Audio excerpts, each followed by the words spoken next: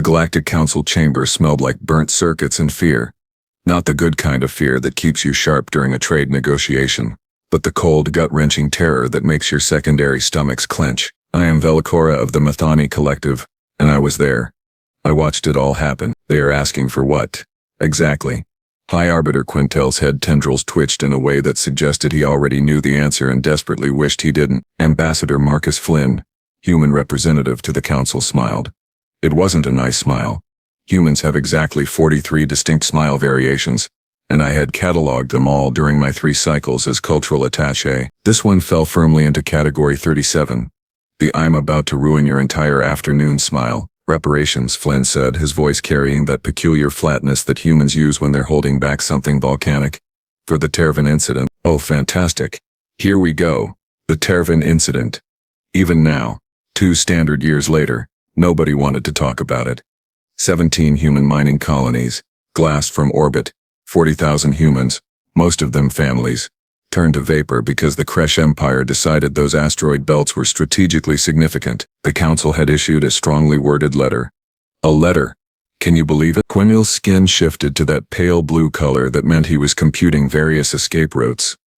The matter was settled through diplomatic channels. The Kresh paid the standard compensation rates as outlined in Section 47 of 20 credits per human life. Flynn's smile didn't waver. That's what the exchange rate worked out to. 20 credits. I checked. That's less than I pay for coffee on station. Councillor Threxel, representing the Vrin Concordat, made that rattling sound their species uses for laughter. Big mistake. Huge. Flynn's eyes, those disturbingly forward-facing predator eyes, locked onto Threxel. Something funny, Councillor. The compensation was calculated according to established protocols, Threxel said, still amused. Economic output, reproductive rates, colony value, standard procedure. Your kind breeds quickly enough. The losses were, how do your people say it, sustainable. The temperature in the room seemed to drop. I have studied humans for 7 cycles. I have read their history, watched their films, analyzed their literature. I knew what was coming the way you know a supernova is coming when a star starts to collapse. Inevitable. Unstoppable. Absolutely terrifying. Flynn stood up. Slowly. Deliberately. The kind of movement that screamed, I am controlling myself, but only barely. Sustainable. He repeated, as if tasting the word. Right. Okay. That is an interesting word choice, Counselor. Really interesting. Ambassador Flynn, please return to your seat. Quintel said, his tone attempting authority but landing somewhere around. Please don't hurt me. No, I don't think I will. Flynn pulled out his data pad. I have been authorized by the Terran Coalition to present updated terms. Updated terms? Quintel's tendrils went rigid. Yes. Effective immediately, humanity is withdrawing from all defensive pacts, security agreements, and protection treaties with the Galactic Council and its member species. The chamber exploded into chaos. Well, civilized alien chaos, which meant a lot of agitated color changes and distressed pheromone clouds. I just sat there, watching, waiting. You cannot do that. Threxel's amusement had evaporated faster than water on Mercury. The Kresh will annihilate half the council members without your fleets. Sounds like a you problem, Flynn said, examining his fingernails. We are done being the galaxy's unpaid security force. This is extortion. Oh no, Counselor, this is business. Flynn's smile widened. See, we humans have been running the numbers very carefully. Turns out protecting you all costs us approximately 4.7 trillion credits annually. Lost ships, personnel, resources, and in return we get treaties that value our citizens at 20 credits each. The math doesn't work. Quintel was cycling through colors so fast he looked like a malfunctioning advertisement display. Ambassador, please. Let us discuss this rationally. Rationally. Right. Like how the council rationally decided human lives were worth less than a sandwich. Flynn leaned forward, hands planted on the table. Do you want to know what humans do when people aren't nice to us? Nobody answered. Smart. We have this saying back on Earth. Don't mistake kindness for weakness. Flynn's voice dropped to something cold and sharp. For 200 years we have been nice. We fought your wars. We died in your defense. We built your stations, trained your security forces, and asked for almost nothing in return. Because we thought we were building something. A community. A civilization. He paused, letting that sink in. But you know what? Maybe we were wrong. Maybe the galaxy doesn't want civilization. Maybe it just wants bodyguards. Well, congratulations. You are all fired. The Kresh will invade within weeks. someone shouted from the back. Probably, Flynn agreed cheerfully. The Vreen expansion fleets will likely hit the outer colonies within a month. The Tarrven raiders will have a field day. Really, it is going to be a mess. Tragic even. You would condemn billions to death? Quintel's voice cracked. Me? No. You did that when you decided human lives were cheap. We are just accepting your assessment. Flynn gathered his materials. Oh, and one more thing. All human corporations are withdrawing from council space. That includes medical services, agricultural support, technology licensing, and infrastructure maintenance. The silence that followed could have smothered a sun. I did some quick calculations. Humans controlled 67% of the galaxy's medical patents. Their agricultural techniques fed 32 council worlds. Their fusion reactors powered half the stations in civilized space. You are bluffing, Trexel said, but his color had gone pale. Am I? Flynn pulled up a holographic display. These are the withdrawal orders. Already filed. Already processing. In 72 hours, every human ship, every human technician, every human doctor, leaves council space. Forever. This is madness. No, counselor. This is capitalism. Supply and demand. Turns out our supply of patience has run out, and demand for our services is about to skyrocket. Flynn headed toward the exit. The Terran Coalition will be accepting diplomatic overtures at our embassy for the next 48 hours. After that, well, good luck out there. He paused at the doorway, looking back. Oh, and about those reparations? The number is 400 billion credits. Non-negotiable. You have 1 week. Otherwise, we start charging interest. The door sealed behind him with a hiss that sounded far too final. For exactly 7 seconds, nobody moved. Then Quintel collapsed into his seat, head tendrils drooping. Someone contact the Kresh. Find out what they want for peace talks. They will demand territory, I said quietly. My first words of the entire session. I know. Quinny looked ancient suddenly. Vel'kora, your honest assessment. Are the humans serious? I thought about the files I had studied. Human history. World War I. World War II. The unification conflicts. Humanity had a peculiar trait that most species lacked. They could be incredibly patient right up until they weren't. And when that patience snapped, they didn't do things halfway. Yes, I said simply.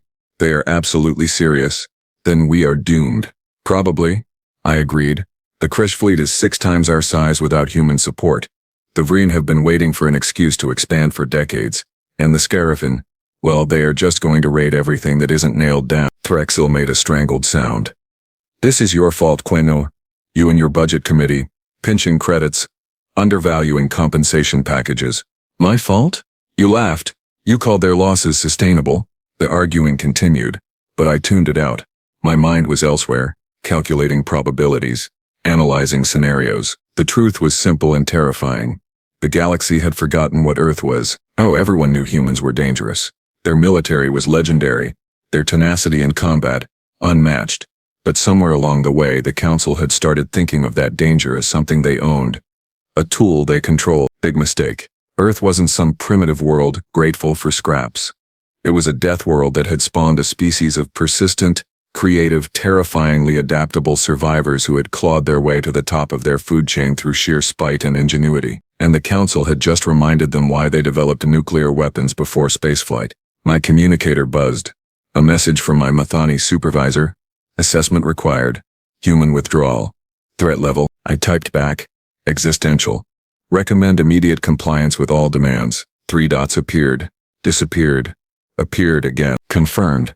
Prepare full report. The council session had devolved into full panic mode now.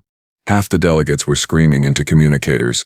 The other half were calculating how quickly they could personally relocate to somewhere the Kresh wouldn't immediately invade. I sat quietly, watching the greatest diplomatic collapse in galactic history unfold in real time. Somewhere, on Earth, humans were probably going about their day, drinking that coffee Flynn mentioned, walking their domesticated predators, complaining about traffic, completely unaware that their government had just pulled the pin on a grenade and rolled it into the galaxy's lap. Or maybe they knew.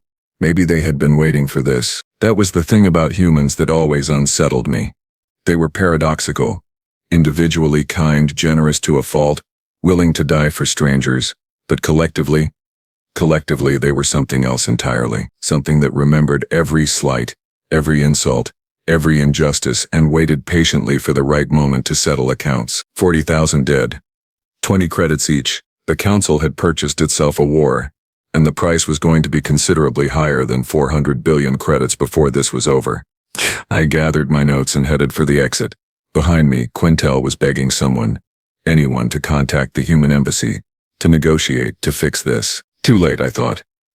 Far too late. The Deathworlders had decided to stop being nice, and the galaxy was about to remember exactly why that was a bad thing. The Methani diplomatic compound occupied what humans would call prime real estate on Station Nexus 7. Floor-to-ceiling viewports, climate control that actually worked, and proximity to the good cafeteria. I had been stationed here for 3 cycles, and in all that time the station had maintained a comfortable rhythm. Predictable. Safe. That ended approximately 6 hours after Ambassador Flynn walked out of the council chamber. Vel'kora, my assistant, a young Methani named Prill, burst into my office without the traditional greeting chime. Rude, but his color was strobing panic yellow. Have you seen the feeds? Which feeds? I had been composing my report, trying to find diplomatic language for we are catastrophically screwed. All of them. He threw the holographic display to my wall. News feeds from 40 different systems lit up simultaneously, and my secondary stomachs clenched again. Terran Coalition Fleet Repositioning screamed the headline from Vreen Space.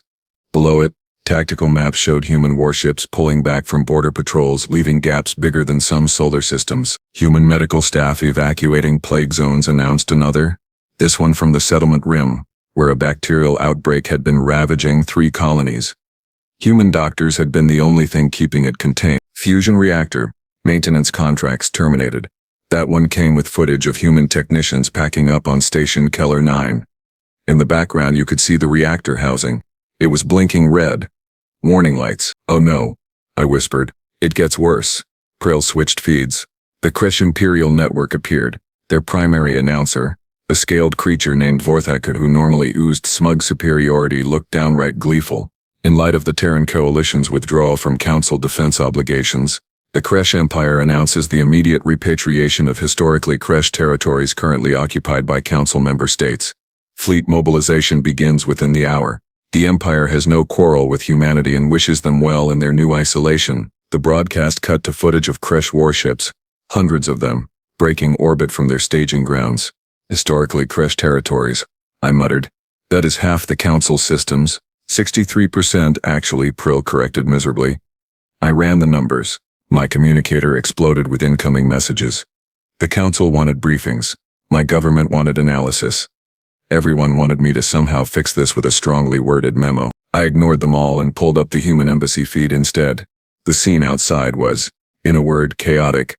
Hundreds of aliens representing dozens of species had formed a line that wrapped around 3 station blocks.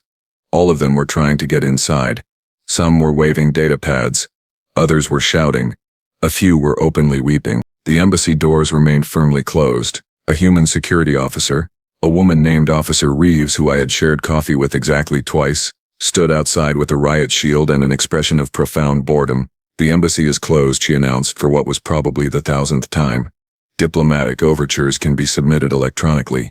You have 47 hours remaining. My homeworld will be invaded within a week, shrieked a Vreen diplomat. Sounds stressful, Reeves replied without emotion. Electronic submissions only. You cannot just abandon us. We can actually. It is amazing what you can do when you stop caring about being liked. Reeves checked her chronometer. 46 hours, 53 minutes now. Time is wasting. I switched feeds again. The human news networks were covering the situation, but their tone was unsettlingly almost jubilant. Finally, declared a pundit on Terran News Network. For 2 centuries we have subsidized the galaxy's security while they nickel and dimed us on trade agreements. 20 credits per human life. My garbage disposal cost more than that. Another commentator, this one on Earth Prime Broadcasting, was more measured but no less firm. The question isn't why we are withdrawing. The question is why we stayed this long. The Council has demonstrated repeatedly that they view humanity as expendable. Well, let's see how expendable we really are. A third feed showed protests on Earth. But they weren't protesting the withdrawal. They were celebrating it. About time, read one sign. Stop dying for ungrateful aliens. Read another. The milk of human kindness has expired.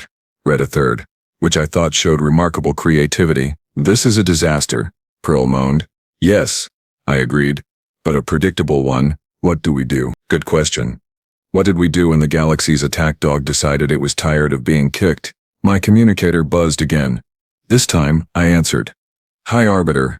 Quintel's face appeared, looking approximately 200 years older than he had that morning. Vel'kora, I need your expertise on human psychology. Of course, High Arbiter. Can they be reasoned with? Is there a way to walk this back? I considered lying. Diplomacy is often about comfortable fictions. But Quintel looked desperate enough for truth. Humans can absolutely be reasoned with, I said carefully. But we are past reasoning. We are into consequence territory now, meaning they told us exactly what they wanted. 400 billion credits. 1 week. We have spent the last 6 hours arguing about whether they are serious instead of figuring out how to pay. Quintel's tendrils drooped. The Council Treasury does not have 400 billion credits available. Then we had better find it, because the alternative is watching the Kresh glass our colonies while the Vren pick through the debris. You are suggesting we capitulate to extortion. I am suggesting we pay our debts. I pulled up the files I had been researching. High Arbiter, do you know how many times humans have fought in Council conflicts? I don't have the exact. 47 wars. 163 defensive actions. 32 peacekeeping operations. They have lost 2.3 million personnel defending species that are not their own, and in return the Council has consistently undervalued their contributions, blocked their trade initiatives, and apparently decided their citizens were worth 20 credits each. Quintel said nothing. They are not extorting us. I continued. They are sending an invoice. A very overdue invoice. 400 billion credits will bankrupt half the Council members. Being conquered by the Kresh will do worse. Another feed caught my attention. I expanded it. Oh, this was going to be good. The Vreen Concordat had apparently decided to test human resolve. 3 of their expansion fleets, the ones that had been carefully not invading Council space because human patrols kept buzzing them, had crossed into the outer territories. The human response was, in a word, educational. Nothing. The humans did absolutely nothing. No warnings, no intercepts, no strongly worded communications. They just watched as Vren warships rolled over 3 lightly defended Council colonies like a tide coming in. They are letting it happen, Prill whispered, watching the same feed. Of course they are, I said. Why would they stop it? We fired them. Remember? The tactical display showed something interesting though. While the Vren fleets were busy conquering colonies, human ships were repositioning. Not attacking. Just moving. Creating a perimeter. Around Earth. Around human colonies. Around human interests. Everything else? Not their problem anymore. This is monstrous. Threxel's voice erupted from the Council emergency channel. Humanity has a moral obligation to defend the innocent. I actually laughed. I could not help it. Counselor, I said, knowing he could hear me on the open channel. You called 40,000 dead human sustainable losses this morning. Dave Wren just killed 8,000 Felian civilians. By your math, that is only 160,000 credits worth of damage. Practically free. The channel went silent. Too far? I asked Prill. Probably, he admitted. But accurate. My personal communicator buzzed. Private channel. I frowned and accepted it. Ambassador Flynn's face appeared. He looked tired but satisfied. Attaché Vel'kora. I understand you have been studying my species. For 7 cycles, Ambassador. Then you understand what is happening here. I believe so. You are teaching the galaxy a lesson in consequences. Flynn smiled. Category 19 this time. The you are smarter than average smile. Close. We are teaching the galaxy that kindness is a choice, not a weakness. And choices have consequences. The Vren are invading the outer territories. I know. Tragic. Anyway, I am calling because I understand the Methani Collective has not participated in undervaluing the Tarrven incident. I blinked. We abstained from that vote. Exactly. Your government also has a history of honoring contracts and treating human workers fairly. So I am authorized to offer the Methani Collective a bilateral defense pact. Standard terms. Fair compensation rates. No hidden clauses about the expendability of human lives. Separate from the Council. Completely. The Council is welcome to figure out their own security arrangements. We are now accepting individual contracts only. My mind raced through the implications. You are fragmenting the Council. No, Eche. The Council fragmented itself when it decided some lives mattered more than others. We are just acknowledging reality. Flynn leaned forward. Your government has 6 hours to decide. After that, the offer expires and the Methani systems are on your own. I understand the Kresh have historical claims on at least 3 of them. That is, business. Flynn finished. Just business. Have a pleasant day, Attach. The connection closed. Prill stared at me. Are they seriously going to pick and choose who they protect? Yes, I said slowly. And it is brilliant. Terrifying, but brilliant. The humans were not just withdrawing. They were creating a new power structure. One where protection was not a given but a purchased service. Where the value of lives was negotiated in advance. Where consequences were clear and immediate. They were turning the galaxy into a market. And they controlled the most valuable commodity, safety. My analysis was interrupted by alarms. Station-wide alerts. Kresh fleet detected. Estimated arrival. 4 hours. All non-essential personnel begin evacuation procedures. Prill's color went pure white. They are coming here, but this is a neutral station. Was neutral, I corrected. The humans just pulled their security contingent 2 hours ago. We are undefended. The realization spread through the station like fire. Within minutes, every docking port was chaos. Ships scrambling to launch. People fighting over evacuation slots. The carefully maintained order of Station Nexus 7 collapsing in real time. I looked at Prill. Contact the Mathani government. Tell them to accept the human offer. Now. But the council is over. They just don't know it yet. I started gathering my essential files. The humans have been nice for 200 years and the galaxy mistook that for weakness. Now they are being honest instead. And honestly, they don't need us. Any of us. But we desperately need them. Another feed caught my attention. The council chamber. Quintel was screaming into a communicator. His tendrils thrashing. 400 billion credits? Yes. The full amount. Just get your fleets back on patrol before the Kresh reach the core worlds. Payment first. Came Flynn's voice. Calm and implacable. Full amount. Verified transfer. Then we can discuss renewed contracts. At updated rates, of course. Updated rates? Well, you don't expect us to work for the same price after you demonstrated such profound disrespect, do you? Market rates have changed. Supply and demand. Economics. Quintel looked like he was about to have a complete systemic failure. I turned away from the feeds. Prill was already on the line with our government. In the distance, I could hear the station's hull groaning as ships detached in a panic. The day the Deathworlders decided to stop being nice, every species would remember it. They would tell stories about it for generations. A cautionary tale about the dangers of mistaking patience for weakness, kindness for stupidity, and restraint for inability. 40,000 humans had died at Tarrven, valued at 20 credits each. The galaxy was about to learn that the actual cost of that decision was considerably higher, and honestly, we deserved every credit of it.